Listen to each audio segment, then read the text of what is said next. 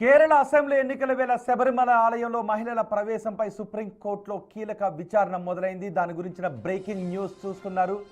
శబరిమల ఆలయంలో అన్ని వయసుల మహిళల ప్రవేశానికి అనుమతినిస్తూ 2018లో వెలువడిన తీర్పుపై దాఖలైన రివ్యూ పిటిషన్లపై భారత ప్రభుత్వ న్యాయమూర్తి జస్టిస్ సూర్యకాంత్ నేతృత్వంలోని 9 మంది సభ్యుల రాజ్యాంగ ధర్మాసనం విచారణ చేపట్టింది.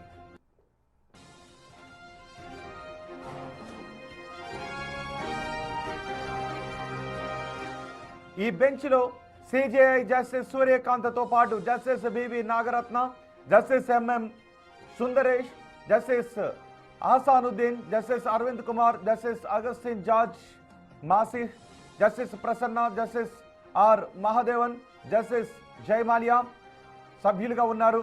షెడ్యూల్ ప్రకారం రివ్యూ పిటిషన్ల తరపున వాదించే వారికి మొదటి 3 రోజులు అంటే ఇవాళ నుంచి ఏప్రిల్ 9 వరకు సమయాన్ని కేటాయించారు. ఇవాళ విచారణలో ఆర్టికల్ 25 ప్రకారం మత స్వేచ్ఛ, ఆర్టికల్ 14 ప్రకారం సమానత్వ హక్కు మధ్య ఉన్న బ్యాలెన్స్ పై సుప్రీం రాజ్యాంగ ధర్మాసనం ఫోకస్ చేయనుంది.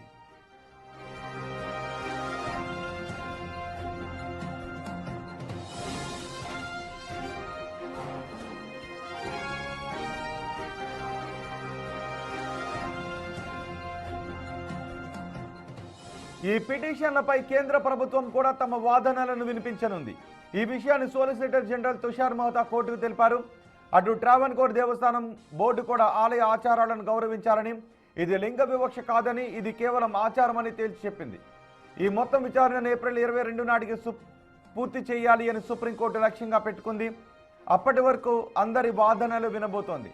కేవలం శబరిమల అంశం కాకుండా మసీదుల్లోకి ముస్లిం మహిళల ప్రవేశం, పార్టీ మహిళల హక్కుల వంటి ఇతర మతపరమైన అంశాలు కూడా ఈ రాజ్యాంగ ధర్మాసనం కీలక తీర్పులిచ్చే అవకాశం కనిపిస్తోంది.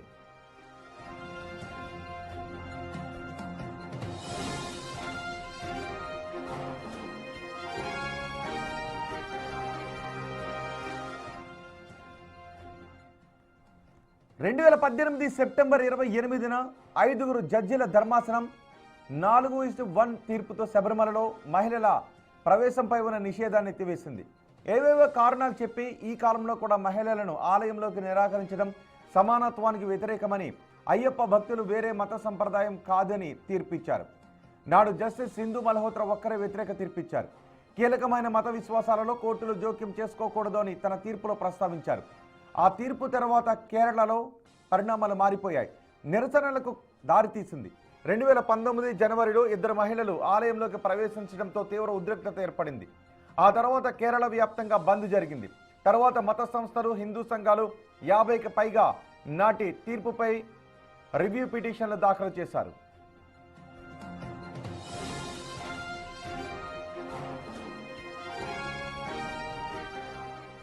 కేరళంలోని శబరిమల అయ్యప్ప ఆలయంలో 10 నుంచి 50 ఏళ్ల మహిళలకు ప్రవేశం లేదు.